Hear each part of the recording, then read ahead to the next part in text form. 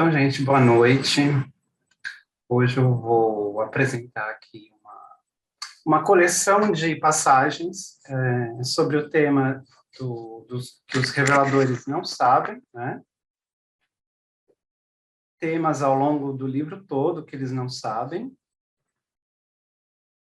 E são só algumas passagens, tá? Não são todas, porque é muita coisa. E além de não sabermos, também tem outras coisas como eles fazem hipóteses, conjecturamos, enfim, tem várias coisas que eles também dão para a gente procurar adivinhar o que vai acontecer depois. Então, essas são algumas passagens só. Tá?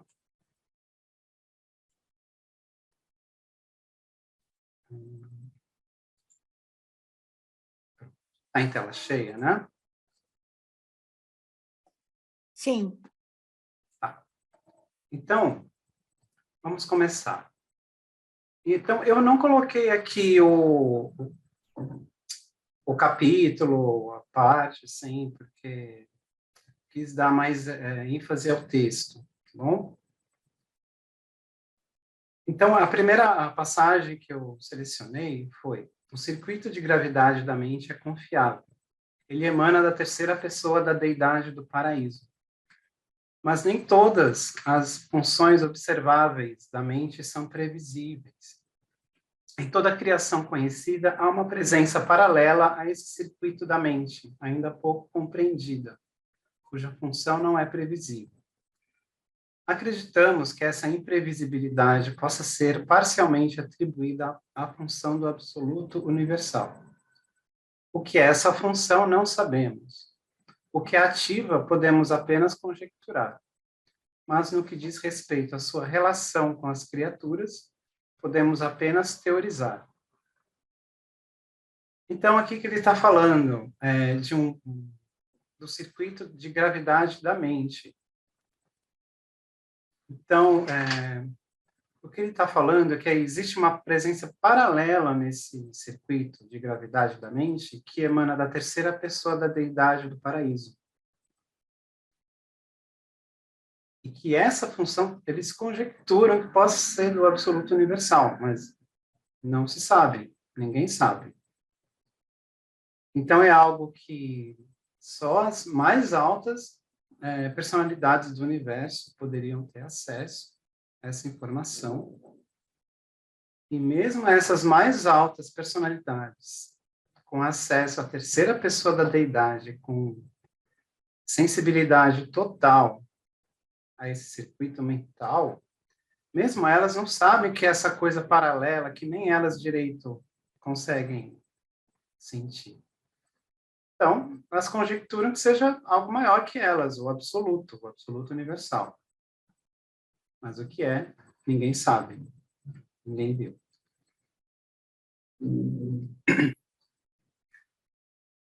A próxima é: o pai outorga a personalidade pelo seu livre-arbítrio pessoal. Por que ele o faz, podemos apenas conjecturar. Como ele o faz, nós não sabemos. Tampouco sabemos porque a terceira fonte outorga a personalidade de um tipo que não vem do pai. Mas isso o Espírito Infinito faz por si próprio, em conjunção criadora com o Filho Eterno, e de inúmeros modos desconhecidos para vós. O Espírito Infinito pode também atuar pelo Pai na outorga da personalidade da primeira fonte. Então, aqui que eles não sabem como o Pai outorga a personalidade pelo seu livre-arbítrio. Que é uma coisa que realmente é um mistério mesmo. A outorga da personalidade. E eles sabem menos ainda como que a terceira fonte faz isso também. Porque se toda a personalidade vem do pai, como a terceira fonte outorga a personalidade de um tipo que não vem do pai? Então, é outra coisa, outro mistério, né? Pois é, Marcos, eu nunca tinha me dado conta disso aí agora que tu trouxe assim. Mas a terceira fonte outorga personalidade para os mortais também? ela outorga personalidade para suas próprias criações. Ah, tá. Por exemplo, sete espíritos mestres. Sete espíritos mestres são criações pessoais, né, da terceira fonte centro, e eles receberam a personalidade do Espírito Infinito. E tem os ajudantes pessoais do Espírito Infinito, que não são revelados, tem várias coisas também que o Espírito Infinito faz, e ele outorga a personalidade.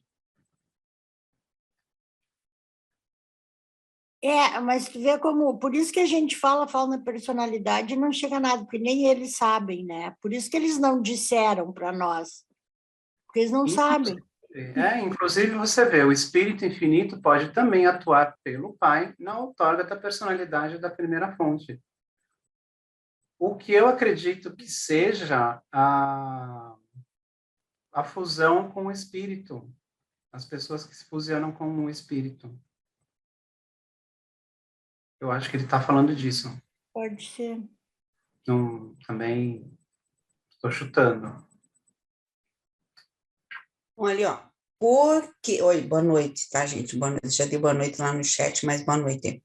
Oi. Oi, Marcos. Ó, ele diz assim, ó. Por que ele o faz? Porque nem isso ele sabe. Uhum. Por que ele outorga a personalidade? Ele faz pelo seu livre-arbítrio. Não, mas eles não sabem por quê. Não sabem por por quê. Nós podemos apenas conjecturar. Você vê que o Pai não outorga a personalidade de forma automática. Você vê, o Pai não é uma máquina que outorga personalidades sem parar, né, como se fosse sei lá, um funcionário, né, apertando parafuso. Não, ele faz porque ele quer. Mas porque ele quer, ninguém sabe. Então... Ô, Marcos, você já ouviu falar de pentagrama cósmico? Não. Então, é o seguinte, eu só vou fazer um comentário rápido, viu, Estela? É porque é o seguinte, você tem em solo, por exemplo, aqui, você está realizando um trabalho aqui, certo? Esse trabalho está em consonância com o cosmos, no pentagrama, os eus superiores. Entende? E aí as outorgas são em relação ao trabalho que você realiza, que você consegue fazer com que esses eus superiores, e aí vem mônada, supramônada, e aí esse trabalho, ele vai para o cosmos, ele é entregue. Entende? E o seu trabalho aqui individualizado são as auto-outorgas. É o que você consegue aqui, imagina assim como um avatar, por exemplo. Entende? Então, você está numa situação e aí você consegue transmutar aquela situação. Entende? E aí você vai ganhando auto-outorgas, que você está conseguindo transmutar situações. Eu não sei se você entendeu. Tá aí, você mais está uma... conseguindo vencer situações. Não vencer, mas sabemos, vencer. nem os reveladores. Tá aí mais uma teoria. Anota aí, passa para frente. Bom, então o próximo excerto o Ser Supremo é algo diferente da Trindade e algo a menos, atuando nos universos finitos. Mas, dentro de certos limites e durante a era presente, de personalização incompleta do poder, essa deidade evolucionária efetivamente parece refletir a atitude da Trindade da supremacia. O Pai, o Filho e o Espírito não atuam pessoalmente no Ser Supremo. Contudo, durante a idade presente do universo, eles colaboram com ele enquanto Trindade. nós entendemos que ele sustenta uma relação semelhante com o último, e nós conjecturamos muitas vezes sobre qual poderá ser a relação pessoal entre as deidades do paraíso e Deus o Supremo, quando ele houver evoluído finalmente, mas de fato não sabemos. Aí já é uma coisa muito, é uma conjectura muito distante. Então, quando o Supremo estiver completo, como ele vai lidar com as deidades do paraíso, né, de forma pessoal? Porque, por enquanto, a relação é de forma impessoal, enquanto trindade. Então, essa é uma coisa muito, muito distante. Então, porque o Supremo tem informação, né? Por isso, então eles não sabem. É só para quebrar a cabeça mesmo. Marcos, em relação ao ser supremo, eu vou fazer uma colocação. Ele já está chegando ao Deus da experiência, entende? Porque esses 7 superuniversos, eles fazem parte do primeiro multiverso. O primeiro multiverso é o que está no livro de Urântia, mas já estão formados 72 multiversos, com cada multiverso 7 superuniversos, já estão prontos. Reinos, mineral, vegetal, e agora o animal e o hominal, entende? Então, isso já está acontecendo. Por quê? Porque o que acontece é que o livro de Urântia, ele foi publicado em 1955, e isso já com edição, com revisão. Mas o cosmos, ele já evoluiu, entende? Então, essas informações... Quem sabe tu prepara para a gente um estudo para o café sobre isso, vai ser legal. Já tem, esse material já existe no governo cósmico. Mas aí tu prepara e apresenta para nós, tu que sabe onde procurar e tudo. Né? Vai ser legal. Então, por quê? Porque o planeta Terra ficou como epicentro do cosmos. O epicentro. Imagine que o governo cósmico veio para o planeta Terra. O governo do cosmos veio para o planeta Terra. Entende? E aí veio o Supremo, inclusive eu estou aqui com o Altíssimo. O Altíssimo já está comigo. Entende? Porque para unificação. Para alguma coisa para a gente não fugir muito do que o Marcos está falando. E daí não, é só para falar para ele que essa questão, essas questões que ficaram sem respostas, já existem respostas. Só isso. Legal. Aí tu pode pegar o trabalho dele e em cima... Desculpa. Ai, desculpa, não aguentei. Desculpa. Vamos lá, gente. Por favor. Por favor, gente. Vamos focar, tá bom? Não eu vou embora, tá bom? Marcos? Desculpe aí, viu, se você não entendeu, Marcos. Desculpe aí. Tá. Marcos, eu acho que no anterior, quando... fora esse, o anterior ainda. Que às vezes, eu não sei, me dá a impressão que ali diz assim, ó, o pai outorga a personalidade, né, pelo seu livre-arbítrio pessoal. Porque ele o faz. Não sei, a impressão que me dá é que nós sabemos a resposta, né? Porque no livro de Urântia fala assim, que Deus fez todas as coisas por sua livre vontade, por amor, ele nos criou para que nós participássemos da vida, da sua vida, da sua glória, do seu amor, não sei, né, de toda essa criação dele. Então, dá a impressão para mim que foi essa personalidade, esse foi o intuito, sabe, dele ter criado os seres, né? Não sei, eu aprendi assim, e lendo o livro de Urântia, eu confirmei de toda a leitura que eu fiz, sabe? Eu confirmei isso, que Deus que Deus nos fez por amor, para participarmos da vida dele, né? Junto com ele, que nós somos uma fração de Deus, eu sei que ele nos criou, mas nós somos deuses também, né? Entre aspas, ou estamos nos tornando. E agora eu não sei por que é que ali os reveladores falam que eles não sabem por que da outorga da personalidade. Não dá a impressão que é lógico?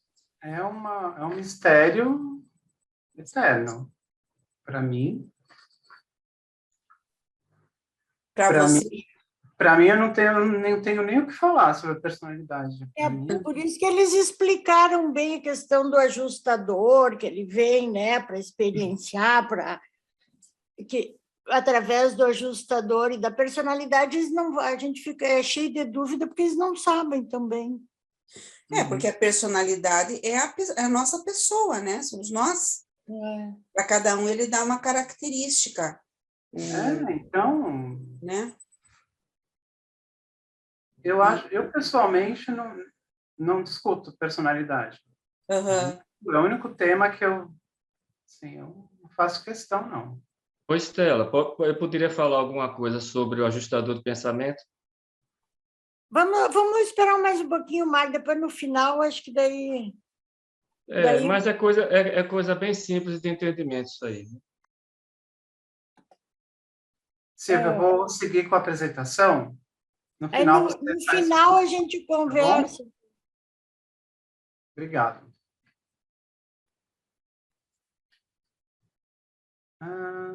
Então, é esse aqui. Não achamos que o controle da supremacia seja totalmente previsível. Além disso, essa imprevisibilidade parece ser caracterizada por uma certa incompletude de desenvolvimento. Sem dúvida, é um sinal da incompletude do Supremo e da incompletude de uma reação finita à trindade do paraíso. A mente mortal pode, por isso, pensar logo em 1001 coisas: eventos físicos catastróficos, acidentes espantosos, desastres horríveis, doenças dolorosas e calamidades mundiais. E perguntar se tais visitações estão correlacionadas a manobras desconhecidas desse funcionamento provável do Ser Supremo. Francamente, não sabemos, não estamos realmente certos. Todavia, observamos que, à medida que o tempo passa, todas essas situações difíceis e mais ou menos misteriosas trabalham sempre para o bem-estar e o progresso dos universos. Pode acontecer que as circunstâncias de existência e as inexplicáveis vicissitudes da vida estejam todas entrelaçadas em um significativo modelo de alto valor, por causa da função do Supremo e do supercontrole da Trindade. Então, o que estão falando aqui nesses 2 parágrafos gigantes, né? É que, como o Supremo, né, como o supercontrole do Supremo ainda não está completo, ele é imprevisível. Por que imprevisível? Porque justamente não está completo, né? E esse sinal da incompletude do Supremo é essa reação finita à Trindade do Paraíso. Então, isso eu acho que tem até relações com o desenvolvimento das esferas em luz e vida. Porque quanto mais as pessoas, pessoalmente, começam a reagir finitamente à Trindade do Paraíso, através dos seus governos, né? Mas existe essa reação, né, do Supremo. O Supremo mais se completa mesmo. Então, todas essas coisas que acontecem, todos esses desastres, podem ser o funcionamento do Ser Supremo se completando. Mas é mesmo? Não sabemos, não estamos realmente certos. Todavia, todos esses desastres, as doenças, no fim das contas, eles percebem que trabalham sempre para o bem-estar e o progresso dos universos. Então, por causa de algo que eles não sabem, eles concluem algo que está acontecendo. E realmente, a gente vê assim que, às vezes, um grande desastre leva a um grande benefício. E é verdade. Você vê, por exemplo, uma pessoa que perdeu as 2 pernas num acidente de carro, é uma tragédia, né?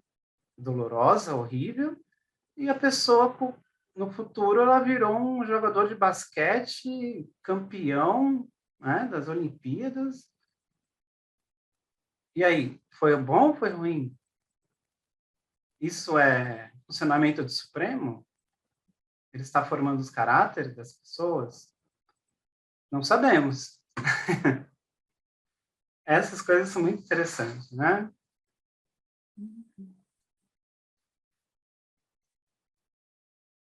Ninguém quer falar nada? Tá. Eu já tinha pensado sobre isso, viu, Marcos? Eu vejo que, assim, as situações mais difíceis que a gente vive, é claro que ninguém gosta de passar sufoco, né? E eu não sou aquela pessoa que eu sou boazinha, assim, tipo assim, ai, a vontade de Deus, ai, eu tô passando para crescer. Eu não, eu passo resmungando, reclamando, sabe? Eu não sou a pessoa que passa achando bom, não, eu acho ruim. Só que depois que passa, eu olho e falo assim, cara, foi como eu cresci, né? Como eu aprendi. E como, na verdade, esse sofrimento, né? Porque a gente sofre e eu reclamo porque eu sofro. O quanto que isso fez eu, como pessoa, crescer. Daí eu também entendo que é uma ferramenta, sabe, para fazer a gente crescer. Mas não é fácil, não, viu, gente? Eu não gosto, não. Eu espero que um dia a gente tenha outros modos de crescer, sabe? Tenha, assim, uma consciência cósmica mais ampla, a ponto de aprender melhor com outros tipos de dispositivos, né? Eu também entendi que, nesse momento que a gente vive, essa ferramenta, ela é muito eficaz para o crescimento. Então, eu vejo, depois que eu passo a situação toda, eu vejo que é uma ferramenta de crescimento. Mas eu espero que futuramente a gente tenha uma mente melhor adaptada para usufruir de ferramentas mais delicadas. É o que eu espero, sabe? Não precisa sofrer tanto. Cara, não precisa ser na pauleira assim, não, tá doido? Beleza. Aqui fala sobre o espaço. Mais curiosidades. Espaço não preenchido quer dizer não preenchido por aquelas forças, energias, potências e presenças conhecidas como existentes em espaços ocupados. Não sabemos se o espaço vertical de reservatório é destinado sempre a funcionar como contrapeso do espaço horizontal, o universo. Não sabemos se há um intento criador que seja pertinente ao espaço não preenchido. Sabemos realmente pouquíssimo acerca dos reservatórios do espaço. Reservatórios de espaço. Sabemos quase meramente que existem e que parecem contrabalancear os ciclos de contração e expansão do espaço, do universo dos universos. Então, esse aqui, como vocês podem ver, é o...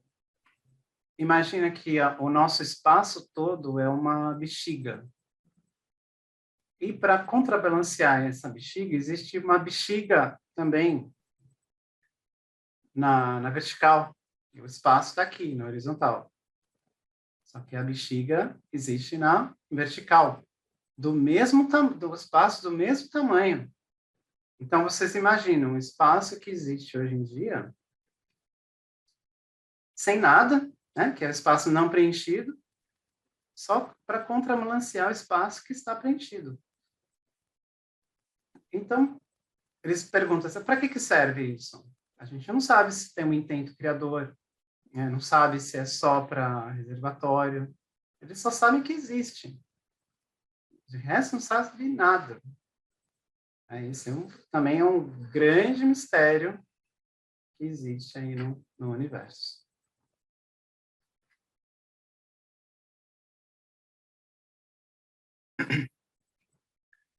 O espaço não é nem uma condição subabsoluta dentro do absoluto inqualificável, nem a presença desse absoluto, assim como não é uma função do último.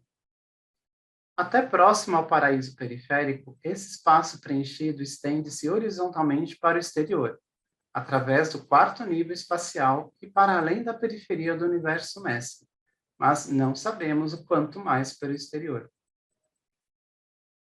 Então, vocês veem que o espaço ainda continua depois do quarto, né, do quarto nível espacial. Só que Mas não ele não passa do quarto nível, né? Eles só não sabem o tamanho dele, né? não sabe. Sabe nem se tem, de repente, um quinto nível.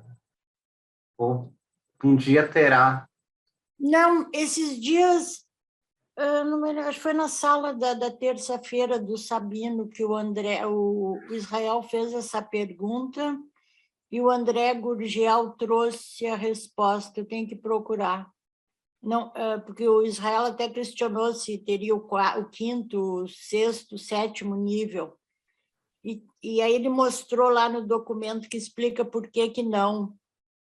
Mas do quarto não passa, mas eles não, o que eles estão dizendo aí é que eles não sabem o tamanho, né? Uhum. É uma boa resposta essa aí. Depois traz para a gente. Sim, eu vou procurar. A próxima é: e há aqueles que sustentam que o infinito não pode nunca atingir a sua expressão plena, a não ser na infinitude. E por isso cogitam de uma criação adicional e não revelada, que está além do quarto nível, o mais exterior do espaço. Olá, Estela. É, o mais exterior. Universo, possivelmente sempre em expansão e sem fim de infinitude.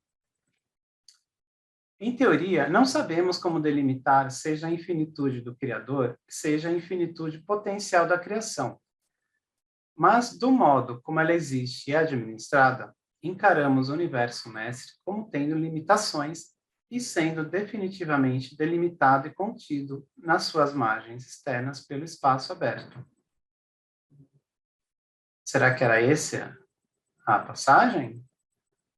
Não, era alguma coisa que tinha números também, que ele mostrava. Por quê? Eu vou procurar e depois ponho no Mas olha só, Estela, e há aqueles que sustentam que o infinito não pode nunca atingir a sua expressão plena, a não ser na infinitude. E por isso cogitam uma criação adicional e não revelada, que está além do quarto nível.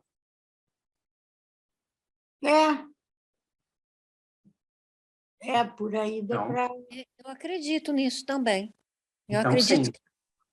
Eu acredito que se é tudo feito em oitavas, né? Então tem a oitava do tempo e espaço, você fizer tudo, você tem uma oitava maior que você entra lá no espaço exterior, né?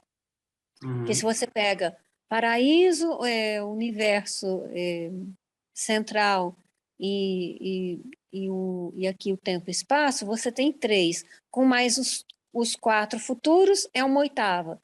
Então você completa uma oitava maior. Então, assim, e depois dessa oitava, qual vai ser a próxima oitava, né? Uhum. Então, né? Mas não sei. Faz sentido, né? Eu Eu também também acho que concordo. vai O ter. limite, que o infinito, que o limite do infinito é a infinitude, né? Se uma coisa um dia tiver um fim, ela não é infinita, né? É, Então vai ter que continuar. Eu acho que vai, partindo desse princípio. eu Mas o também. que vai ser? Aí, sei lá. Bom, com certeza tem aqueles que sustentam, tem aqueles que sustentam o contrário, né? tem que ter mesmo sendo infinito, o espaço é finito, talvez tenha algum outro tipo de argumentação nesse nível. Mas, para mim, é isso aí que está escrito. Tá? Esse é um pouco grandinho também. Todas as fases da força primordial, o espírito nascente ou outras utilidades não pessoais, parecem reagir de acordo com certas leis relativamente estáveis, mas desconhecidas, e são caracterizadas por uma latitude de atuação e uma elasticidade de resposta, frequentemente desconcertantes, quando encontradas nos fenômenos de uma situação circunscrita e isolada. Qual a explicação dessa liberdade imprevisível de reação, revelada por essas factualidades emergentes do universo? Esses dados imprevistos, desconhecidos e insondáveis, se pertinentes ao comportamento de uma unidade de força primordial, a reação de um nível não identificado da mente, ou ao fenômeno de um vasto pré-universo em vias de ser feito nos domínios do espaço exterior, provavelmente revelam as atividades do último e as atuações presenças dos absolutos, que precedem a função de todos os criadores do universo. Nós não sabemos realmente, mas supomos que uma versatilidade assim, surpreendente e uma coordenação tão profunda signifiquem a presença e a atuação dos absolutos, e que tal diversidade de resposta em face de causações aparentemente uniformes revele a reação dos absolutos, não apenas a causação imediata e situacional, mas também a todas as outras causações reais relacionadas a todo o universo mestre. Então, aqui que ele está falando, né, essa coisa complicada, Jesus Cristo, me ajuda. Que todas as fases da fonte primordial, esses dados imprevistos, conhecidos, insondáveis, eles provavelmente revelam as atividades do último e as atuações dos absolutos. Por que do último? Ora, o último é um Deus experiencial, que não existe ainda, não sei o quê. Mas o último, ele é um Deus que transcende o tempo e o espaço. Então, essa transcendência, ela pode estar alcançando a gente lá do futuro já. Então, o último, ele pode já estar atuando nesse nosso universo, de algum tipo de coordenação com os absolutos, né? Que precede a função de todos os criadores dos universos, ou seja, precede a função dos anciãos dos dias, precedem a função dos Micaéis. Então, antes de tudo isso vir a existir, já estava tendo algum tipo de coordenação do último e dos absolutos no espaço que ainda nem tinha sido começado a criação. Mas não sabemos realmente. Mas supomos isso por causa das causas, né, dos efeitos, as causas e efeitos que eles, enfim, os sentidos deles, eles conseguem prever de alguma forma. Então é uma coisa muito louca, né? Assim, você achar que algo que não existe já existe porque é transcendente em si mesmo. É coisa de ficção científica, né? É algo que, não sei, eu estou interpretando isso. Não sei o que vocês acham. Não, você está interpretando corretamente. A sua interpretação está correta. A questão é porque tem um além-cosmos. Então, esse espaço aí exterior, pré-existente, é exatamente o além-cosmos. Você tem uma parte administrativa e o cosmos é a parte que é administrada. O que você falou só faltou isso colocar num desenho só. Mas o que você falou tem sentido. Uhum.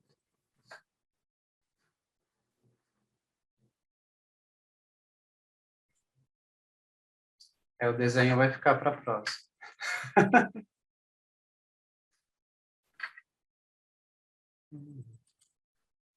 Bom, beleza, vou passar.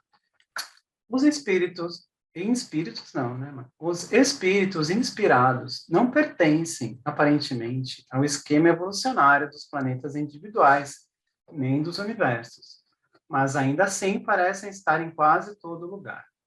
Agora mesmo, enquanto me empenho em formular essa declaração, a sensibilidade pessoal à presença dessa ordem de espíritos, do mensageiro solitário associado a mim, indica que está conosco neste momento mesmo, a uma distância não maior que 8 metros, um espírito da ordem inspirada e do terceiro volume de presença de poder. O terceiro volume de presença de poder sugere-nos a possibilidade de 3 espíritos inspirados funcionando em coligação. Das mais de 12 ordens de seres associados a mim, neste momento, o mensageiro solitário é o único a estar consciente da presença dessas entidades misteriosas da Trindade. E mais, mesmo estando assim prevenidos sobre a proximidade desses espíritos divinos, permanecemos todos na ignorância quanto à sua missão.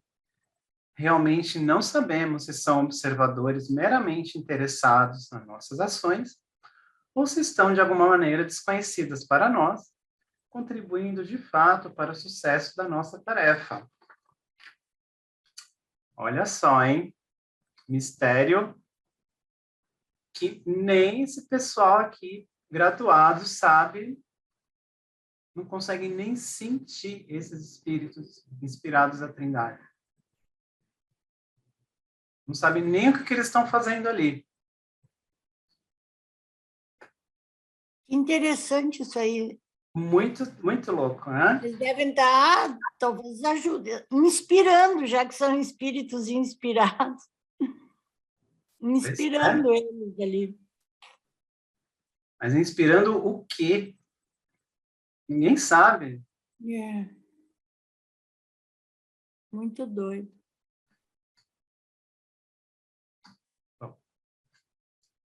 Quando um finalitor e um cidadão do paraíso cooperam na trinitarização de um filho do tempo e da eternidade, olha só, um finalitor e um cidadão do paraíso cooperam na trinitarização de um filho do tempo e da eternidade, uma transação envolvendo os potenciais não revelados da mente do Supremo Último. E quando essa personalidade não classificada é despachada para Vice-Gerrington, então, o mensageiro solitário, uma suposta repercussão na personalidade da outorga dessa mente-deidade, é sempre designado como companheiro guardião desse filho trinitarizado por criaturas. Esse mensageiro acompanha o novo filho do destino ao mundo do seu desígnio e nunca mais deixa Vice-Gerrington. Quando ligado, assim, aos destinos de um filho do tempo e da eternidade, um mensageiro solitário é para sempre transferido para a supervisão única dos arquitetos do universo mestre. Qual possa ser o futuro de uma associação tão extraordinária, não sabemos. Durante idades, essas associações de personalidades tão singulares vêm continuamente reunindo-se em Vice-Gerrington, mas nem mesmo um par sequer foi alguma vez adiante dali. Olha só, hein? Então, quando um finalitor e um cidadão do paraíso têm um filho, né? Basicamente é isso, trinitarizam o filho do tempo e da eternidade, é isso que eles estão falando. Quando eles têm um filho, esse filho ele vai morar em Vice-Gerrington, com um mensageiro solitário como guardião desse filho. Você vê a importância dessa realização, né? Deve ser uma coisa também muito doida, né? Um finalitor e uma pessoa do paraíso que, tipo, sempre existiu, sempre existirá, é tipo um absoluto, sei lá o quê. Vai direto para Vice-Gerrington, né? Direto para Vice-Gerrington e fica lá no aguardo. Aguarde aí, aguarde e confie.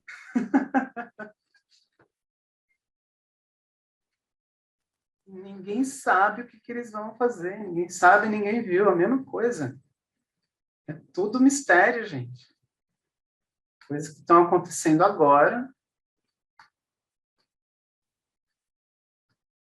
que ninguém sabe o que vai acontecer depois. Quer dizer, só o pessoal de Vice-Gerrington, né? Eu acho.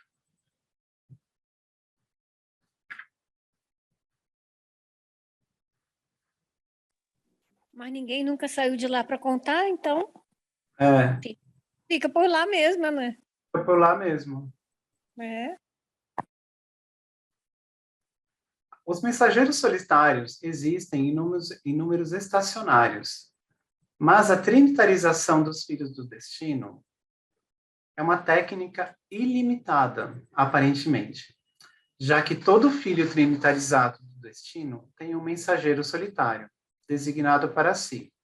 Quer nos parecer que, em algum momento no futuro remoto, a reserva de mensageiros possa vir a esgotar-se. Quem assumirá o seu trabalho no grande universo? O serviço deles será assumido por algum novo desenvolvimento entre os espíritos inspirados da Trindade?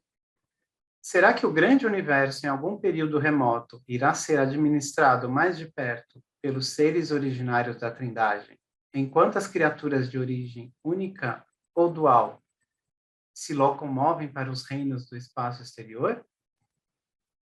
Se os mensageiros retornarem ao seu serviço inicial, será que esses filhos do destino irão acompanhá-los?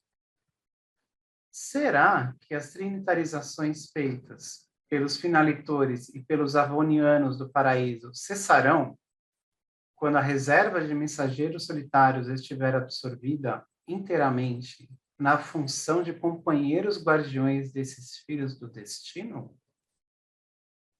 Será que todos os nossos eficientes mensageiros solitários concentrar-se-ão em Vice-Gerrington?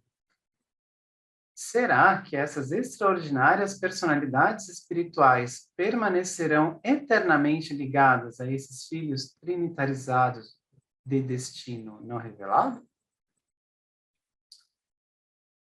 Que significação deve ser atribuída ao fato de que esses pares que se reúnem em Vice-Gerrington estejam sob a exclusiva direção desses poderosos seres misteriosos, os arquitetos do universo mestre? Fazemos essas e muitas perguntas similares a nós mesmos e a muitas outras ordens de seres celestes, mas não sabemos as respostas. Então, se alguém quiser dar uma teoria aí, fica à vontade. Eu como viajo na maionese, eu tenho uma teoria. Ai, que doida que eu sou. Eu vou até parar aqui. Pois é, se o revelador não sabe, eu que vou saber, né? Mas tá bom. Mas, gente, é viagem, é de verdade, é viagem. Você lendo isso aí agora, o que me ocorreu? Aí, realmente ele tem questão, ele tem razão em todas essas perguntas dele, né? Em algum momento, pode ser que esse tipo de trinitarização pare, né? Pelo fato de que acabem os mensageiros solitários, mas eu acredito que eles estão ali esperando para quando houver o início do último nesse espaço exterior, e aí realmente esses caras vão para lá, essas duplas, né, porque é um trinitarizado e o mensageiro, e eles vão trabalhar lá, vão viver lá. Agora, se lá eles vão continuar como pares, ou se eles se separam devido à nova realidade que aconteceu, não sabemos. Até a minha teoria tem não sabemos. Mas é o que eu acho. E o Marcos, posso falar um pouquinho? Oi. Claro, claro. Tá. Eu concordo, olha, e fico muito satisfeito de ver você deixar todas essas dúvidas. Só que eu vou ser mais trágico. Eu não creio, veja bem, crer, é uma palavra que nós já discutimos várias vezes, e eu não tenho realmente essa crença. Eu duvido, eu duvido, sempre duvido. Eu leio qualquer coisa e duvido. Eu não tenho absoluta certeza, aliás, eu duvido que realmente exista tudo isso. Esse nosso sistema aí, como você está contando, os finalitores e tudo isso, eu tenho dúvida plena a respeito disso. Não creio, porque eu tenho que duvidar, porque eu nunca vi, nunca soube, e é só teoria. Então, a teoria, para mim, um dia nós discutimos isso. Eu sou que nem São Tomé, eu não vi nada. Tem que eu creio numa lógica, é a seguinte: existe esse universo, é maravilhoso, é enorme, eu estou consciente disso, mas para crer que esse sistema que nós estamos discutindo e que o livro de Urântia discute e que põe lá todos os seus comandantes e vai ser assim, assim, assim, nós vamos para cá, vamos para lá. Olha, realmente eu tenho muita dúvida. Eu tenho 99% de dúvida sobre isso.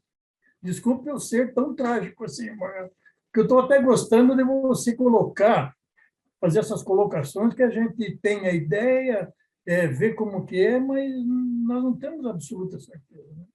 Então, o senhor acha que eles vieram aqui, passaram 30 anos aqui, nos fazendo de bobo? Eu não acredito nisso, contando mentirinha. Eu não acredito nisso.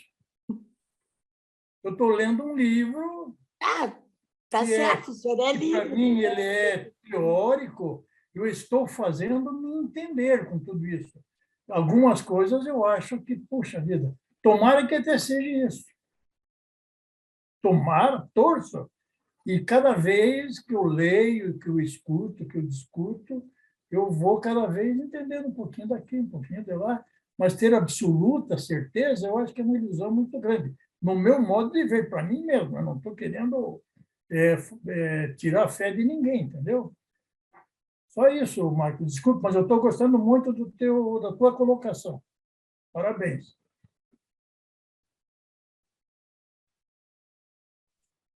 Imagina, fica à vontade.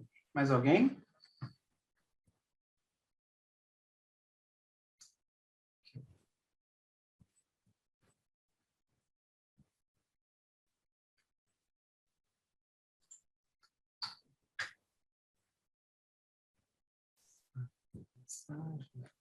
Observamos que a classificação do espírito ou a sua designação tem sido determinada pelo avanço pactual de um reino de serviço no universo para outro reino de serviço no universo, ou de um universo para outro universo. E supomos que o outorgamento da graduação dado aos mortais do corpo de finalidade, enquanto sétimo espírito, será simultâneo ao seu avanço no compromisso eterno de serviço, em esferas até então não registradas e nem reveladas, e concomitantemente com o seu alcance de Deus, o Supremo. Mas, à parte essa conjectura ousada, realmente não sabemos muito mais do que vós sobre isso. O nosso conhecimento sobre a carreira mortal não vai adiante do seu destino atual no paraíso. Tá? Então, aqui ele está falando exatamente do corpo de finalidade e quais seriam os serviços após isso, ou quais seriam os serviços após a graduação de sétimo espírito, né? Porque finalitor é sexto nível. Então, qual seria o sétimo? Então, seria após o Supremo, né? Eu entendo assim. Sétimo nível é após o surgimento do Supremo. Mas não sabemos. É basicamente isso que ele está falando. É uma conjectura. Ok? Eu não vou mais brigar com eles por algumas coisas que eu quero saber. Por que eles não contaram? Provavelmente que eles não sabiam mesmo. Sabiam. A questão lá do início da personalidade, que eu fico... Mas eu já tinha chegado à conclusão, quer dizer, eles não dizem para nós porque eles não sabem. né? Que eu acho que o que Eles eles sabem de sabem, onde vem. podem revelar, eles disseram. Sabem só de onde vem. O que eles puderam revelar e dizer, eles disseram que o que eles não permitiram, eles não sabiam mesmo, né? E eu falo assim, eu acho que você falar não sei é um grande reconhecimento de sabedoria. Porque ninguém sabe tudo. Nem o carinha lá do paraíso sabe tudo. E é isso que a gente está vendo. E é uma mostra de humildade. A pessoa fala, olha, a gente não sabe isso aqui. Porque se fosse qualquer um assim que tem um ego inflamado, já falava, não, isso aí eu sei, é assim, assim, assim. A pessoa já inventa alguma coisa da cabeça dela e tá. Ah, não, é isso. Humildade e lealdade com a revelação, né? Porque eles poderiam ter dito mesmo qualquer coisa, a gente ia ficar... A gente ia falar, beleza, né? A gente também não sabe, né? Qual será o destino último dessas ordens estacionárias de cidadania local do universo? Nós não sabemos. Mas é muito possível que, quando os finalitores do paraíso estiverem no pioneirismo de expansão das fronteiras da divindade, nos sistemas planetários do primeiro nível do espaço exterior, os seus irmãos fusionados ao Filho e ao Espírito, na luta ascendente evolucionária, estejam contribuindo de modo satisfatório para a manutenção do equilíbrio experiencial dos superuniversos perfeccionados, mantendo-se prontos para dar as boas-vindas à corrente de peregrinos que chega indo ao paraíso, e que pode, nesse dia distante, passar por Urvonton e suas criações irmãs, como uma vasta torrente de busca espiritual proveniente dessas galáxias ainda não exploradas nem habitadas do espaço exterior. Então, eles falam, porque existem várias ordens estacionárias, né, no superuniverso. Ou seja, que elas chegam num certo nível e param ali. Então, qual o destino dessas ordens, ninguém sabe. Mas, né, é possível que elas fiquem ali justamente para dar as boas-vindas às correntes dos peregrinos lá no futuro, distante, quando alguém estiver vindo lá do primeiro nível do espaço exterior. Então, talvez ela seja... então, é tudo talvez, né, quem sabe. Então, é uma coisa assim, bem... que eles podem especular, e assim a gente pode especular também, a gente pode fazer filme, fazer série, né? Eu acho que o livro de Urantia está aí para revolucionar o cinema. Tô brincando. Mas é isso, sabe? Ninguém sabe, bota a imaginação para funcionar. Né? A eternidade. Então é isso. Não sabemos como uma função absoluta pode ter a sua expressão total em uma base qualificadamente limitada ou restrita de qualquer modo. E pareceria ainda que o incondicionado seria ilimitado também, ao menos de um ponto de vista qualitativo, embora não estejamos tão seguros quanto a tais relações quantitativas. Né? Então, aqui eles estão falando que não sabem como uma função absoluta, né, pode ter uma expressão limitada. É basicamente isso. Como que o absoluto pode se limitar? Como que o absoluto pode se expressar de uma forma limitada, de uma forma que não seja absoluta? Eles não sabem como isso pode acontecer. Porque esse acontecimento é a criação do universo, porque foi uma função absoluta que criou essa base limitada que nós estamos aqui agora. Então, é isso. Eles estão dizendo aí. Como o universo veio a existir? Não sabemos. É isso. Em mundos onde os ajustadores não se fusionam com as almas em evolução dos habitantes mortais, observamos que os ajustadores, algumas vezes, são outorgados em resposta a influências que estão totalmente além da nossa compreensão. Conjecturamos que tais outorgamentos sejam determinados por alguma ação de reflexo cósmico originada no Ser Supremo. Quanto ao porquê desses ajustadores não poderem fundir-se ou de não se fundirem com certos tipos de mentes mortais em evolução, não sabemos. Tais transações nunca nos foram reveladas. Então, mundos onde os ajustadores não se fusionam, e não é o nosso caso. Né? Mas, por exemplo, um mundo de não respiradores. Né? São todos candidatos à fusão com o espírito, mas o ajustador, ele vai e ele mora, né, num certo tempo na mente dessas pessoas, mas eles não se fusionam com essas pessoas, mas eles não sabem por que isso.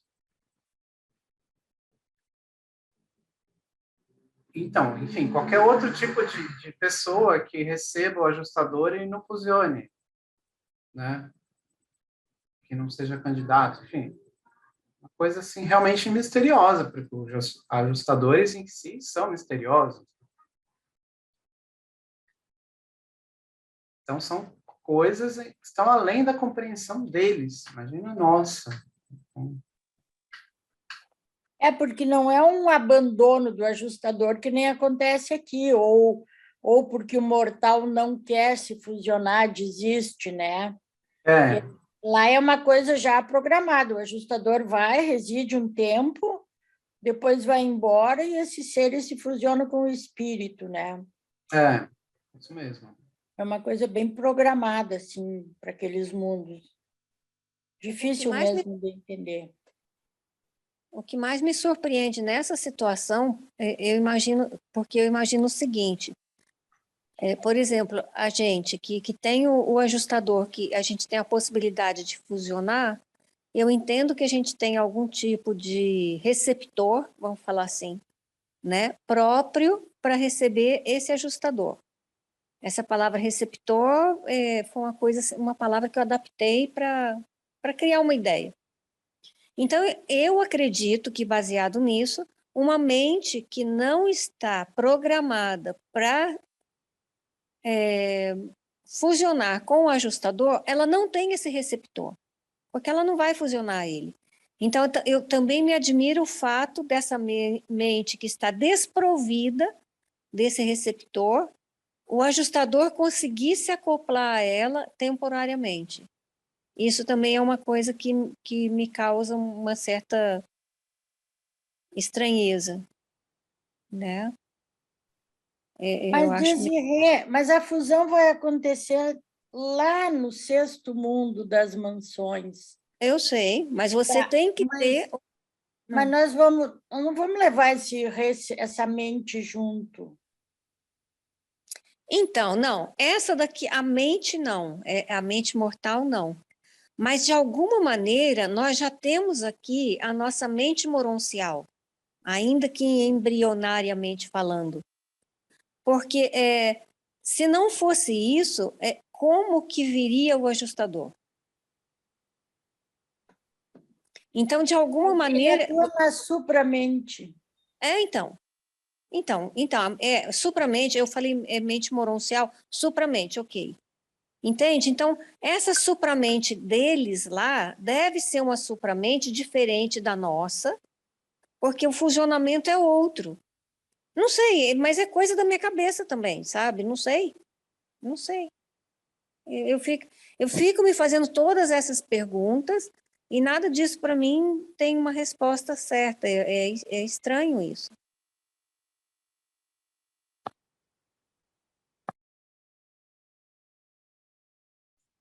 Hoje é para não saber mesmo. Vem no lugar certo. É,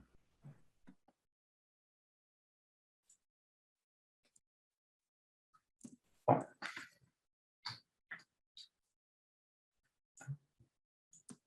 Esses seres não são os custódios da personalidade, como os serafins guardiães são da alma. No entanto, é bem verdade que cada fator identificável da personalidade fica eficazmente salvaguardado na custódia desses fiéis e confiáveis legatários da sobrevivência mortal. Quanto ao paradeiro exato da personalidade mortal durante o tempo entre a morte e a sobrevivência, não sabemos. Então, vocês veem, se eles não sabem o paradeiro da personalidade, é porque não existe, como posso falar, não existe uma relação da pessoa quando ela morre com o universo. Essa relação só vai ocorrer de novo nos mundos das mansões. Então, para onde vai a personalidade? Quando a pessoa morre? Porque a personalidade continua, né? A memória fica com o ajustador, a alma fica com o serafim, e a personalidade fica com quem? Não sabemos. É o maior mistério em tudo, a personalidade. Ninguém sabe nada. Porque senão não fica viajando por aí, vagando pelo espaço. Duvido que aconteça isso. Essa história da personalidade é muito doida, eu acho. Ninguém sabe. Onde é que ela fica, né? Mas aí fica um espaço aberto para você, enfim, criar as teorias. Fica com o Supremo, volta para Deus, vai para o, sei lá, fica com quem? Fica com um ser não revelado? Essas são as perguntas.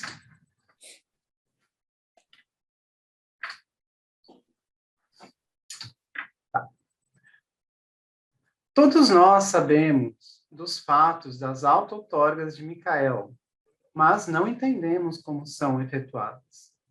Nós não sabemos como pode um governante de um universo, o próprio criador dos Melquisedeques, tão súbita e misteriosamente, tornar-se um dentre os da numeração deles, e como um deles viver e trabalhar entre eles, como um filho Melquisedeque por 100 anos.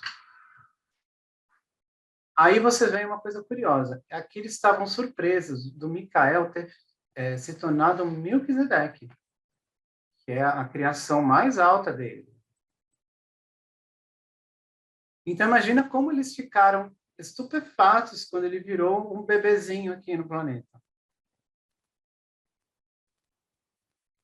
Então, essas auto-outorgas do Filho Criador, elas são totalmente misteriosas. Ninguém sabe nada.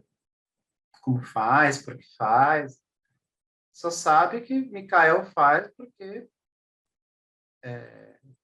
enfim, a vontade do Pai do Paraíso, e também porque o Filho Eterno já fez isso também. O Filho Eterno fez uma auto-outorga em Avona também. E o filho Micael, o original, também fez uma auto-outorga em Avona. Então, ele tem vários exemplos para seguir também, né? Eles dizem que a encarnação, entre aspas, dele aqui, é o maior mistério, né, que está guardado lá em Divinington, né, que eu acho que é o mundo mais... Uhum. É Divinington, né, o mundo dele lá. O mais secreto é o Divinington. É o doutor, Mas o dele é o Sonarington. Sonarington, que é do filho. Mas é o maior mistério, o maior segredo.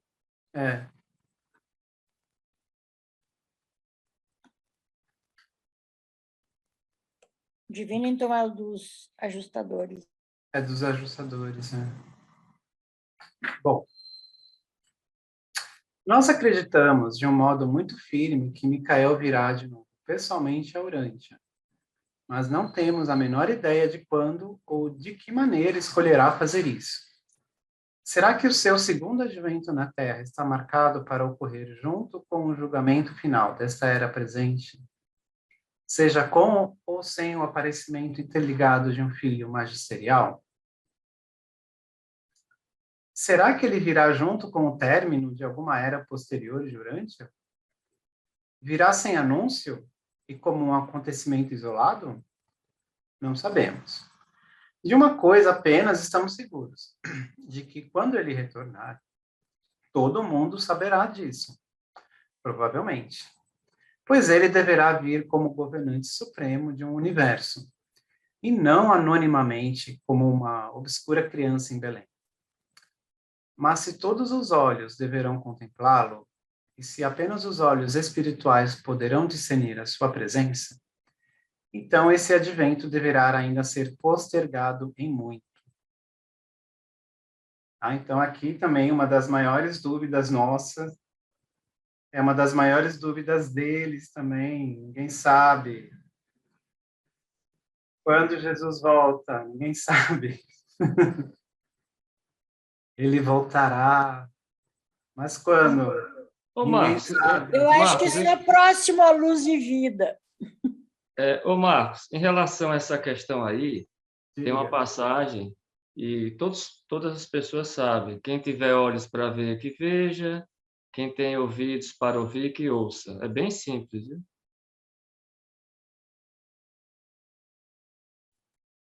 É isso aí.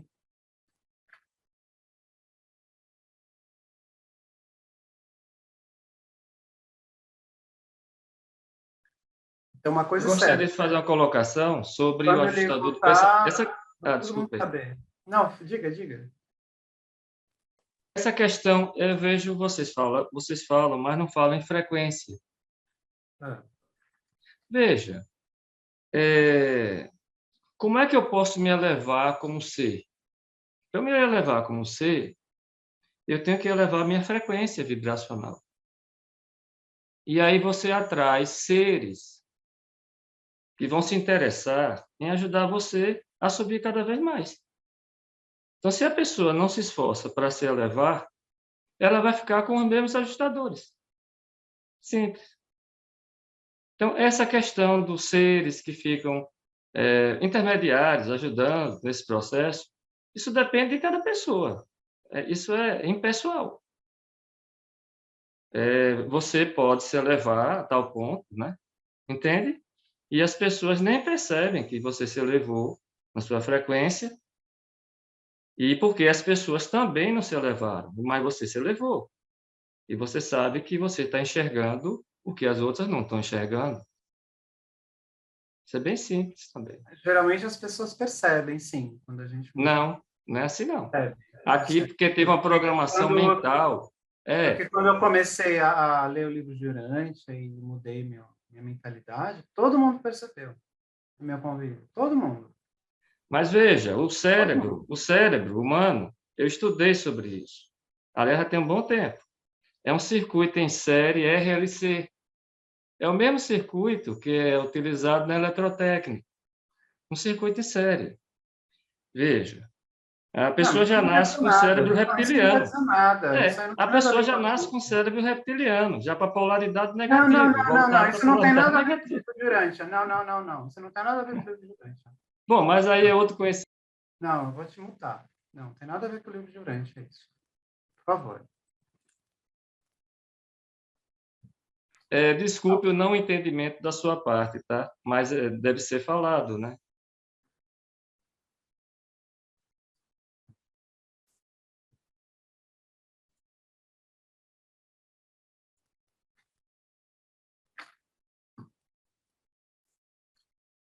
Bom, já está acabando, tá? Então, por último, nós acreditamos de um modo muito firme que Micael virá de novo pessoalmente a Urântia. Mas não temos a menor ideia de quando... Oi? Compartilha.